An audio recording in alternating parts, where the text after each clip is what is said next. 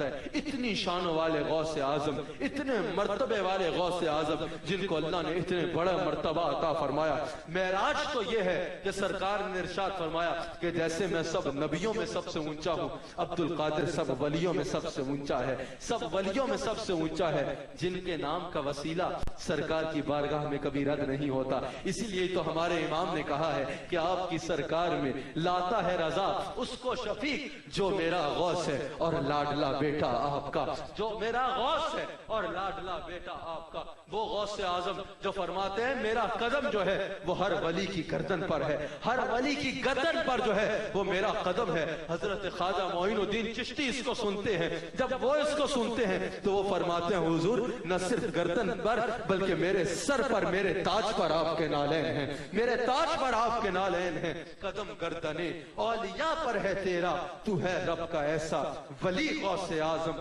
تو ہے رب کا ایسا ولی غوث اعظم۔ اتنے بڑے شانوں اور مرتبے رکھنے والی شخصیت حضرت غوث اعظم ایک دفعہ جنگل میں عبادت فرما رہے ہیں۔ آج کا جو پیغام ہے، جنگل میں عبادت فرما رہے ہیں،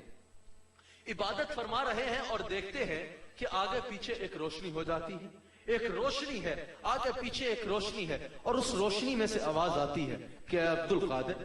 اب تم کو کسی بھی نماز پڑھنے کی ضرورت نہیں ہے،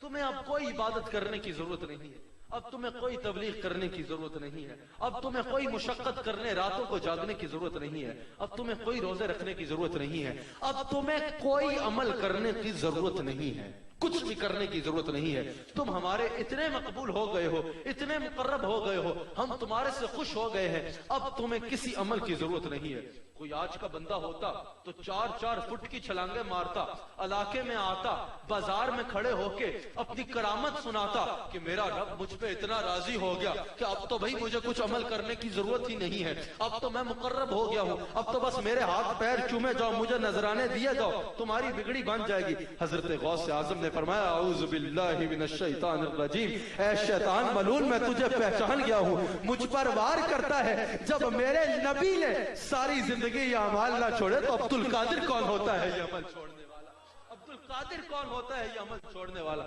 وہ شیطان پھر اپنی اصلی شکل میں آپ کے سامنے آ گیا، اصلی شکل میں آپ کے سامنے آ گیا، کہتا ہے واہ عبد القادر آج تیرے علم نے تجھے بچا لیا۔ آپ نے فرمایا دوسرا وار کرتا ہے، میرے علم نے نہیں بلکہ میرے رب کے کرم نے مجھے بچا لیا، میرے رب کے کرم نے مجھے بچا لیا۔ اس واقعے سے ہمیں دو پیغام ملتے ہیں کہ اگر آپ کو کوئی یہ کہتا پھرے، یہ کہتا نظر آئے کہ بھئی مجھے جو ہے اللہ کے اب ایسا مقرب ہو گیا ہوں کہ مجھے نمازوں کی ضرورت ہی نہیں ہے، میں تو اللہ کا ایسا ولی ہوں کہ میرے پاس آؤ تمہیں پڑھائی مل جائے گی، تمہیں کوئی عمل کرنے کی ضرورت نہیں ہے، تو یاد رکھنا یہ وہ شیطان ہے، وہ شیطانی ہے، اس کا رحمان سے کوئی تعلق نہیں ہے، اس کا تعلق فقط شیطان کے ساتھ ہے۔ اللہ والوں کی پہچان یہ ہے، اللہ والوں کی پہچان یہ ہے کہ آخری دم تک وہ اللہ کی عبادت نہیں چھوڑتے، اللہ کی عبادت کرنا نہیں چھوڑتے۔ اور دوسرا پیغام یہ ہے کہ کبھی عبادت پر، کبھی عمل پڑھ کر، کبھی 5 وقت مسجدوں میں جا کر، کبھی روزے رکھ کر، کبھی کافی ساری راتیں جاگ کر